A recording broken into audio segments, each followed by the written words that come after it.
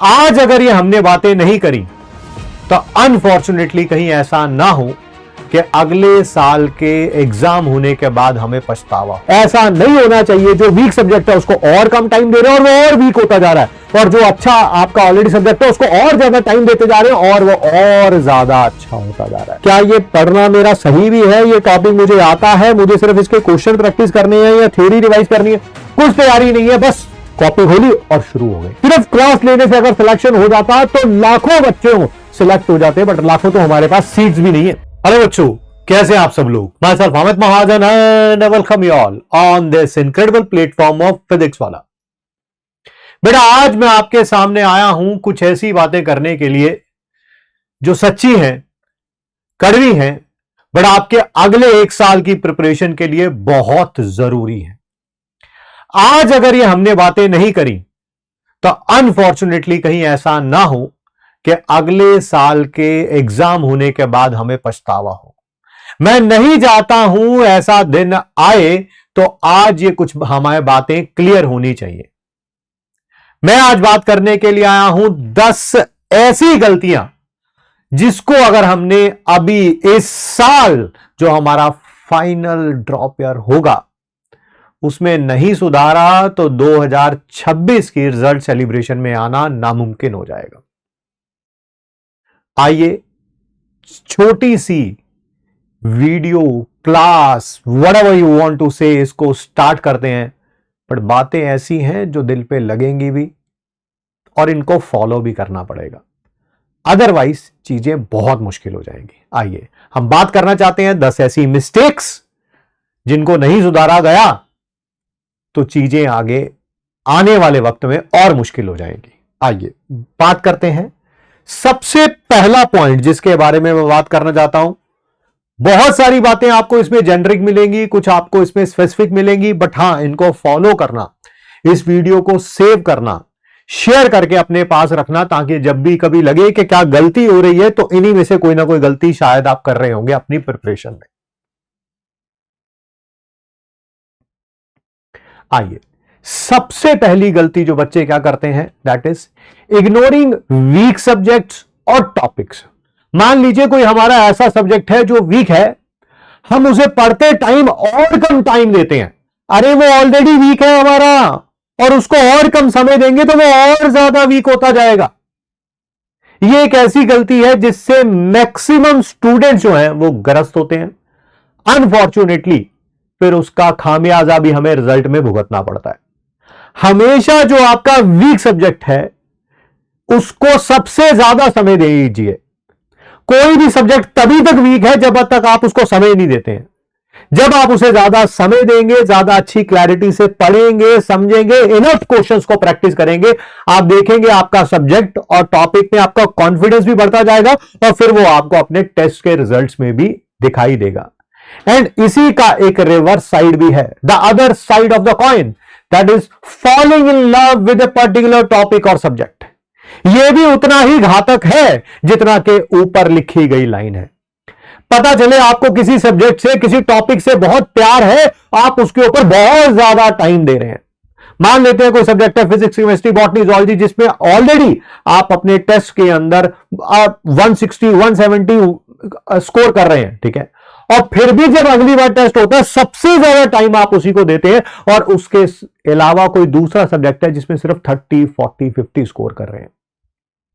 अरे जिसमें 30, 40, 50 स्कोर कर रहे हैं भाई, अगर उसमें ज्यादा टाइम देंगे तो उसमें स्कोप ऑफ इंप्रूवमेंट कितना है? बहुत ज्यादा। 30 से 180 आने पर 150 मार्क्स का इंप्रूवमेंट तक हो सकता है, बट जिसमें ऑलरेडी 160, 170 स्कोर कर रहे हो, उसी के ऊपर अगर मैक्सिमम टाइम देते जाओगे तो स्कोप ऑफ इंप्रूवमेंट सिर्फ 10 या 20 नंबर का है ना। ये दोनों साइड्स ऑफ द कॉइन है और इसको बिल्कुल बैलेंस करके चलना है। ऐसा नहीं होना चाहिए जो वीक सब्जेक्ट है उसको और कम टाइम दे रहे हैं और वो और वीक होता जा रहा है, और जो अच्छा आपका ऑलरेडी सब्जेक्ट है उसको और ज्यादा टाइम देते जा रहे हैं और वो और ज्यादा अच्छा होता जा रहा है। वन मिस्टेक विच इज, अगर आप कसम खा के बोले, बहुत सारे बच्चों के साथ ये कहानी है और ये सच है कि वो ऐसा करते हैं। So do not fall into this trap this year. समय देंगे जिस सब्जेक्ट को जितना चाहिए होगा, जो वीक होगा उसको थोड़ा ज्यादा देंगे, जो अच्छा होगा उसको थोड़ा ठीक ठाक टाइम देंगे, ठीक है। तो ये पहली गलती है जिसके बारे में आपको ख्याल रखना चाहिए, ठीक है। Second, yes, lack of a realistic time table. आप सुबह उठते हैं, क्लास लेते हैं और उसके बाद जो है वो रैंडमली कुछ भी पढ़ना शुरू कर देते हैं। कोई प्लानिंग नहीं है कि ये क्या पढ़ना है, कितनी देर पढ़ना है, क्या ये पढ़ना मेरा सही भी है, ये टॉपिक मुझे आता है, मुझे सिर्फ इसके क्वेश्चन प्रैक्टिस करने हैं या थ्योरी रिवाइज करनी है, कुछ तैयारी नहीं है, बस कॉपी खोली और शुरू हो गए, ठीक है। This is one of the biggest blunders that you can do, ठीक है। अगर आप अपना टाइम टेबल नहीं बनाते हैं एंड मोर इंपॉर्टेंट एक रियलिस्टिक टाइम टेबल नहीं बनाते हैं, ठीक है। ऐसा नहीं होना चाहिए कि पहले दिन से 18 घंटे का टाइम टेबल बना लिया है और आदत 6 घंटे पढ़ने की भी नहीं है, ठीक है। धीरे धीरे उसको ग्रेजुअली बिल्डअप करिए। 6 से अगर आप 12-14 जाना चाहते हैं जाइए, फिर पहले 6 से 7 जाइए, 8 जाइए, 9 जाइए, 10 जाइए, 11 जाइए, 12 जाइए, फिर 13-14 पे पहुंचेंगे। एंड मेक श्योर करिए कि उसमें आप क्या पढ़ रहे हैं वो टाइम बाउंड होना चाहिए। आज मुझे रिवाइज करना है, मान लेते हैं केमिस्ट्री का some basic concepts of chemistry के पहले लेक्चर 3, तो मुझे पता होना चाहिए कि ये कितने समय में खत्म हो जाएंगे। नहीं तो ऐसा होगा रात को 10 बजे पढ़ना शुरू करेंगे, जो काम शायद 1 घंटे के अंदर हो सकता था उसको रात को 3 बजे खत्म करेंगे। और फिर उसके बाद पेरेंट्स भी यही कहते हैं कि सुबह उठ के कह रहे यार बच्चा तो हमारा रात के 3 बजे तक पढ़ता था। अरे भैया वो 1 घंटे का काम था, उसने अपने टाइम टेबल में नहीं लिखा था, उसने उसे खत्म 5 घंटे में किया है। इसका मतलब ये नहीं है कि वो 5 घंटा पढ़ा है। एफिशिएंसी सिर्फ 1 आवर की ही निकलेगी और वो आपको पता होना चाहिए। ऑलवेज कोई डीपीपी सॉल्व कर रहे हैं, कोई क्वेश्चन प्रैक्टिस कर रहे हैं, आपको पता होना चाहिए यार ये 15 क्वेश्चन है, मेरे को आज इसमें 10 मिनट लगेंगे, 15 मिनट लगेंगे, 20 लगेंगे, depending upon the subject and the topic, ठीक है। आपको पता होना चाहिए, ठीक है। उस 20 मिनट का अलार्म लगाइए अपनी वॉच के अंदर, अपनी फोन के अंदर, या I would say table clock would be much better, और 20 मिनट में उसे कंप्लीट करने की कोशिश करिए। जिससे क्या होगा, आपकी स्पीड बढ़ेगी। जिससे क्या होगा, जब आप टेस्ट देंगे तब आपकी स्पीड बढ़ेगी। जिससे क्या होगा, आपके फाइनल एग्जाम होंगे उसमें आपकी स्पीड बढ़ेगी, ठीक है।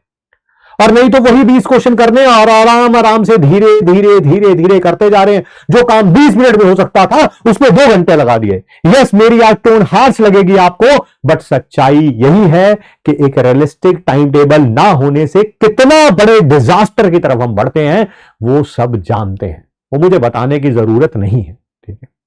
So make sure stick to a time table and a realistic time table. 6 से 16 नहीं, 6 से पहले 8 का बनाइए, 9 का, and so on, carry on with forward, ठीक है। Next and third point and A very important point, मैंने बोला मैं आज सच बोलूंगा, I will not leave any holds part, कि जो भी होगा आपके सामने होगा। That is true over reliance on coaching. Over reliance on coaching का मतलब क्या है कि आप किसी पर्टिकुलर किसी भी कोचिंग इंस्टीट्यूट को ऑफलाइन ऑनलाइन ज्वाइन कर लेते हैं और आप सोच लेते हैं कि बस इस बैच में, इस इंस्टीट्यूट में ज्वाइन करने से मेरा सिलेक्शन हो जाएगा, तो आप गलत रास्ते पे हैं। सिर्फ क्लास लेने से अगर सिलेक्शन हो जाता तो लाखों बच्चे सिलेक्ट हो जाते, बट लाखों तो हमारे पास सीट्स भी नहीं है। सो मेक श्योर करिए कि क्लासेस लेना सिर्फ और सिर्फ आपकी सिलेक्शन के क्राइटेरिया को डिपेंड नहीं करता है। किसी अच्छे टीचर से पढ़ना ही सिर्फ आपके क्राइटेरिया को डिपेंड नहीं करता है। आप कोचिंग के बाद कितना एफर्ट लगाते हैं उसके ऊपर सिलेक्शन होती है। कुछ ऐसे बच्चे होते हैं जो क्लास खत्म होने पर, तीनों क्लास खत्म होने पर उनको लगता है बहुत ज्यादा पढ़ लिया है, अब तो सुस्ताने का समय आ गया, अब किताब को हाथ नहीं लगाना, सारा दिन किताब को हाथ नहीं लगाते हैं, और उसी क्लास में, उसी बैच में, उसी टीचर से पढ़ते हुए ऐसे बच्चे भी होते हैं जो क्लासेस खत्म होने के बाद आधा 1 घंटा रेस्ट लेते हैं और दोबारा लग जाते हैं। And that is the difference maker. आपकी कोचिंग नहीं डिसाइड करेगी, आपकी एफर्ट डिसाइड करेगी कि आप इस साल रिजल्ट लेना चाहते हैं कि नहीं लेना चाहते हैं। मैं फिर कह रहा हूं, बातें सच हैं, कड़वी हैं, बट जरूरी हैं। अगले साल रिजल्ट के बाद ये बातें होने से अच्छा है अब बात हो कि हमें करना क्या है अगले साल में, हमारा विजन क्या है, और उसमें कितनी क्लैरिटी आपको और हमें दोनों को होनी चाहिए, ठीक है। The next one is the fourth point, and that is yes, ignoring NCERT text books. हालांकि applicable physics, chemistry, botany, zoology चारों के लिए है, बट मैं जानता हूं बॉटनी और जूलॉजी में इसका इंपॉर्टेंस काफी ज्यादा बढ़ जाता है, केमिस्ट्री में भी काफी हद तक इसका इंपॉर्टेंस है, फिजिक्स में भी है, ठीक है। 4 अलग अलग किताबें जो हैं हमने परचेज कर ली हैं और उनको करते जा रहे हैं, और चारों में से कोई भी कंप्लीट नहीं करी है। अरे भैया, सबसे पहले अपनी एनसीईआरटी कंप्लीट करो, एनसीईआरटी के इन टेक्स्ट क्वेश्चन करो, एनसीईआरटी के बैक क्वेश्चंस करो, एनसीईआरटी एग्जाम्पलर के क्वेश्चंस करो, पीवाईक्यूज करो, ठीक है। और आप देखेंगे एग्जाम के अंदर आने वाले बहुत सारे क्वेश्चंस उन्हीं में से लिए जाते हैं। सो मेक श्योर करें कि कम से कम इसको यूज जरूर करें, है ना। 4 अलग अलग किताबें परचेज करना, 4 अलग अलग ऑथर की, 2 चैप्टर उसमें से कर लिए, 2 उसमें से कर लिए, 2 उसमें से कर लिए, 2 उसमें से कर लिए, क्योंकि किसी टॉपर ने बोल दिया उसने वो यूज करी थी, वो यूज करी थी, वो यूज करी थी, वो यूज करी थी। अरे भैया, सबसे पहले जो आपका बेस है दैट इज एनसीईआरटी, उसके ऊपर आपका ग्रास्प जो है वो 100% होना चाहिए, ना कि 99%। कोई ऐसी चीज नहीं होनी चाहिए बायो में कि आप वो एनसीईआरटी से आए और आपकी आंखों से निकल जाए। पता नहीं वो किसी बॉक्स में लिखी हुई है, कहां लिखी हुई है, जहां मर्जी लिखी हुई है, आपको ऑन द टिप्स होना चाहिए वो, specially when it comes to bio. हाँ, फिजिक्स में और केमिस्ट्री में भी इसका इंपॉर्टेंस है, ठीक है, बट बायो में रेलेवेंस बहुत ज्यादा बढ़ जाता है। इसी कारण मैं सबसे ज्यादा इंफेसिस इस पॉइंट में बायो में कर रहा हूं, ठीक है। Next and equally important point is, yes, that is skipping the revision. Teacher ने पढ़ा दिया, सब समझ आ गया, सब समझ, जब हम क्लास में पूछते हैं बेटा सबको समझ आ गया, हाँ सर सबको समझ आ गया सर, आ गया sir, yes sir, yes sir, yes sir, आगे बढ़िए। अरे भैया, वो हमारा काम है, हम पढ़ाएंगे ऐसा कि आपको समझ आएगा, बट आप घर जाके उसे रिवाइज करते हैं कि नहीं करते हैं? क्या आपने with in 24 hours of the class, क्या आपने फर्स्ट रिवीजन किया उस क्लास का? क्या विद इन ए वीक आपने क्या उसी क्लास का सेकंड रिवीजन किया? और क्या विद इन ए मंथ आपने उसी क्लास का थर्ड रिवीजन किया? अगर ये आप 3 काम नहीं कर रहे हैं, ठीक है, then you are on a wrong track. और रिवीजन का मतलब ये नहीं होता कि आप जीरो से बिल्कुल शुरू हो जाओ, कि भाई पहली रिवीजन में बहुत ज्यादा टाइम लगता है बिकॉज चीजें जो है फ्रेश होती हैं, ठीक है। सेकेंड रिवीजन में हमें उनके ऊपर ज्यादा समय देना होता है जो पॉइंट्स हमारे वीक है। अब वो हमारा हो सकता है कोई थ्योरी का थोड़ा सा पॉइंट वीक हो, या प्रैक्टिस में हमें और क्वेश्चंस करने हो। जो क्लास में टीचर ने न्यूमेरिकल करा दिया है, क्या क्लास खत्म होने के बाद आपने उसे ट्राई करके देखा? क्या 20 क्वेश्चन थे सर ने क्लास में करा दिए, आप 20 प्रैक्टिस नहीं कर सकते, तो क्या आपने 10 ट्राई करके देखे? उनमें से 10 में से 4 में प्रॉब्लम आई, क्या आपने उन 4 को मार्क किया ताकि सेकंड रिवीजन में आप उन्हें जरूर करें? उन 4 में से भी 2 की और क्लैरिटी हो गई, 2 और बच गए, क्या थर्ड रिवीजन में आपने उनको रिवाइज किया कि नहीं रिवाइज किया? तो ये बातें प्लानिंग से आती हैं। When there is no plan, there is no result, ठीक है। हर बार थ्योरी रिवाइज करने से सिलेक्शन नहीं होगा, ठीक है। आपको मेक श्योर करना पड़ेगा कि जब आप रिवाइज कर रहे हैं, थ्योरी का बड़ा इंपॉर्टेंस है, बट इक्वली इंपॉर्टेंट है उसके लिए प्रैक्टिस। एंड इसी से रिलेटेड है हमारा next, that is not solving enough MCQs, ठीक है, लैक ऑफ प्रैक्टिस जिसे आप बोल सकते हैं। पता चले कि थ्योरी तो बड़े अच्छे तरीके से रिवाइज कर लिया, सब पता सब पता सब पता है, when it comes two questions सिर्फ पूरे चैप्टर में से सिर्फ 12 ही क्वेश्चन प्रैक्टिस किए हैं। I mean that is the sign of a disaster, है ना। टाइटैनिक डूबने वाला भाई, अगर ऐसी हालत है तो। बैच के स्टार्ट में ये बातें हो रही हैं ताकि एक कॉन्सेप्चुअल क्लैरिटी आपको रहे कि आपको क्या करना है, हमें क्या करना है। क्या जो क्लास के अंदर क्वेश्चन कराए गए आपने प्रैक्टिस किया? क्या आपने डीपीपी सॉल्व करी? क्या होमवर्क में जो क्वेश्चन दिए गए थे वो किए? क्या आपको जो एडवांस नीट की प्रैक्टिस शीट दी जा रही है, क्या आपने वो सॉल्व करी? अगर आप ये चीजें नहीं कर रहे हैं, गेम से बाहर है भाई, आप गेम से बाहर। ऑलरेडी एग्जाम होने से पहले ही आप पीछे छूट गए हैं। Think about it, think and act.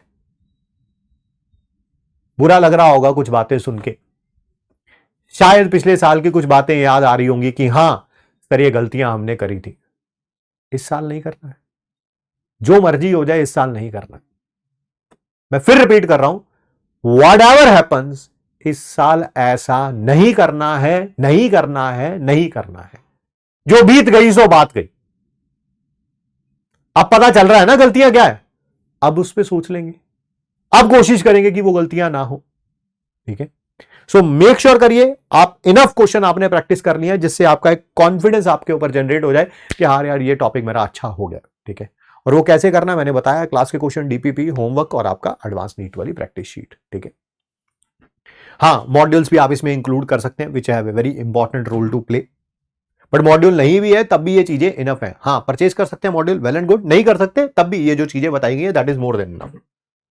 Next, yes, avoid giving test and no test analysis. Sir मैं टेस्ट ही नहीं देता सर, इरेगुलर हूं, क्यों? क्योंकि सर वो ना 4 चैप्टर आने थे टेस्ट में केमिस्ट्री के, मैंने तो 2 ही किए हुए सर, मेरा तो बैकलॉग है सर, वो 2 जब तक कंप्लीट नहीं होंगे तब तक मैं दूंगा नहीं। अरे भैया 2 का ही दे ले यार, 2 कर रखे हैं ना, 3 कर रखे हैं ना, 1 नहीं कर रखा, करे भैया। 180 में से 120-30 नंबर की तैयारी तो होगी उन 3 टेस्ट से, उन 3 चैप्टर से, वही दे दे भाई।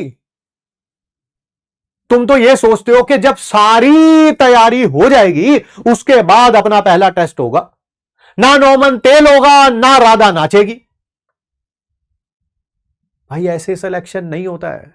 4 में से 2 कर रखे हैं, 2 की अच्छे से तैयारी करो, टेस्ट दो, क्योंकि ऐसे तो हमेशा बैकलॉग में रहोगे। इसका मतलब तो पूरा साल टेस्ट नहीं दोगे, और पूरा साल टेस्ट नहीं दोगे तो फाइनल में कैसे नंबर आएंगे यार? कैसे? How? Tell me how? That's not gonna happen. उठ भाई, जाग जाग, ये समय है, अभी समय बचा है, इसको यूटिलाइज कर ले साल को, नहीं तो अगले साल फिर दोबारा रोना ही है। And very important is test analysis. Test तो दे दिया है बट टेस्ट को एनालाइज ही नहीं करते, पता ही नहीं है कि गलतियां कहां पे हुई है, क्या मैंने थ्योरी में गलती करी है, क्या मैंने न्यूमेरिकल में गलती करी है, क्या मैंने पर्टिकुलर किसी टॉपिक के न्यूमेरिकल में गलती करी है। कुछ तो गलतियां करी होंगी जिसके कारण नंबर कम आए हैं, उसको अपनी मिस्टेक कॉपी में लिखो। बार बार जो टॉपिक जो है जिसमें गलती कर रहे हो, जिसके पर्टिकुलर यार ये टॉपिक के इस प्रकार के न्यूमेरिकल में गलती कर रहा हूं, उसके ऊपर ज्यादा प्रैक्टिस करो अगली बार। 4 चैप्टर तैयारी करी थी, 3 में तो बहुत अच्छे नंबर आए हैं, बट एक ऐसा चैप्टर है जिसमें अच्छी तरह से मैंने तैयारी नहीं करी थी, तो उसको एक बार फिर रिवाइज करूंगा, उसकी थ्योरी को एज वेल एज उसके ऊपर क्वेश्चन प्रैक्टिस ज्यादा करूंगा। भैया अगर टेस्ट एनालाइज नहीं करेंगे तो कैसे इंप्रूव करेंगे? आप बताइए कैसे इंप्रूव करेंगे? No test analysis, no selection, as simple as that. Now the choice is yours boys and girls, the choice is yours. Next, yes, procrastination and inconsistency. Procrastination means कर लेंगे, अभी क्या जल्दी है, हो जाएगा, अभी तो साल बचा है पूरा, अभी तो इस साल का रिजल्ट भी नहीं आया, अभी से क्लासेस लेना शुरू कर दूं मैं, और पता है कि रिजल्ट क्या आना है, फिर भी ठीक है। This is procrastination. शायद प्रोक्रेस्टिनेशन ने कितने लोगों का पूरे all over the world dream को मार दिया होगा, शायद उनकी गिनती करना भी मुश्किल है। सोचिए, क्या ये आपका पहला ड्रॉप है, दूसरा ड्रॉप है, तीसरा ड्रॉप है, या लास्ट ड्रॉप है? If this is your last drop, act like a that one. If you want to be a doctor next year, act like one. आज से वैसा एक्ट करना स्टार्ट करिए। क्या डॉक्टर के पास कोई मरीज आता है, वो अपनी जिंदगी की आखिरी सांसें ले रहा होता है, क्या ये डॉक्टर जवाब देता है कि नहीं यार आज नहीं, इसका कल ट्रीटमेंट कर लेंगे? Doctors are one of the 4 most front line workers. We have seen it in कोविड-19 क्राइसिस। क्या डॉक्टर्स ने ऐसा बोला था कोविड-19 क्राइसिस में, नहीं यार आज नहीं कल देख लेंगे यार? कहीं पे ऑक्सीजन की जरूरत है और उसको एडमिट करना जरूरी है, डॉक्टर ने बोला नहीं कल आना यार। They did everything under their hands, ठीक है, whatever they were capable of, and all the medical line में जितने भी वर्कर्स थे, ठीक है। तो आप सोचिए, अगर उन्होंने वैसा नहीं किया तो क्या आपको करना चाहिए? क्या आप उनमें से हैं जो पहला लेक्चर लेने के बाद ही अभी 2 लेक्चर बचे होते हैं और सोचते हैं कि नहीं यार आज 1 लेक्चर ले लिया है और अगले 2 लेक्चर जो है वो कल ले लेंगे या शाम को ले लेंगे? मत ज्वाइन करिए बैच, कोई जरूरत नहीं है ऐसे बच्चों को बैच ज्वाइन करने की। पहले आदतें सुधारिए, फिर किसी कोचिंग इंस्टीट्यूट को ज्वाइन करिए, चाहे वो ऑफलाइन हो, चाहे वो ऑनलाइन हो, चाहे वो हमारा हो, चाहे वो किसी और का हो। सच्चाई यही है।